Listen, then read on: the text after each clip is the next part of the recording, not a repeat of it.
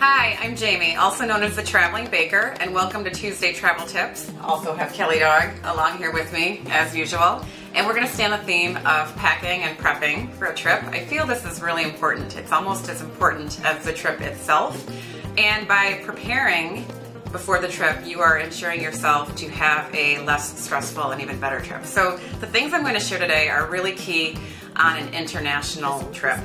The first thing that I do not leave home without is my Swiss Army knife. Now, this is not a true Swiss Army knife. This is a knockoff, probably from a country. I probably got it from a country that rhymes with Mina. In fact, I think I did, but that's okay.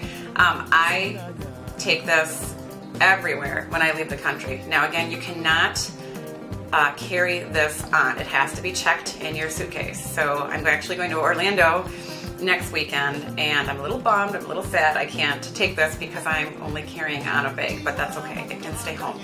But I love this because it has so many functions. It has everything you need. I mean, right here you have a wine, a small wine cork if you buy wine. You have a little screwdriver right here.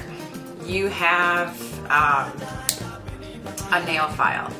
Here is the knife part. So a lot of times in other countries they sell fruit, or their native fruit is really inexpensive. I think when I was in Costa Rica, I bought like 5 mangoes for $1.25. So it was really awesome to buy fresh mangoes and cut them for a snack. So of course this is not the best quality knife, but if I were to cut fruit or a grapefruit, that wasn't a good example, you know, as you can see, it does do the trick just fine. So this is awesome. It also has little scissors if you have loose threads, if you have a hangnail, anything. You don't really need anything else. You know, if you have this, you are pretty much golden.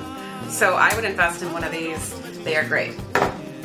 Number 2, pens. I know this seems really simple, but I pack several of them. You are constantly writing numbers down, writing directions down, filling out information on the plane before you land. You always have to fill out that customs card. When you're arriving into a new country, I usually take 4 or 5, and I can put some in my purse, I put some in my day bag, I put a few in my suitcase, and then you never run out. So pens, they are also essential. Number 3, as I just said, I put pens in my day bag, and you need a good day bag. And this is the one that you take when you do little day trips or you go out exploring for the day. And this is an Eddie Bauer I got from an outlet store 6 years ago, and I think it cost me only $12. I don't know how I found it or how I lucked out, but it has been all over the world.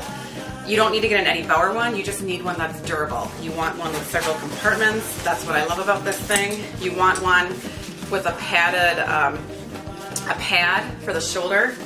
You want one that you can wear across the body. You know, that's a lot safer when you're exploring or doing touristy things. You also, I like one with the water holder, the little mesh water holder, so you can carry water with you.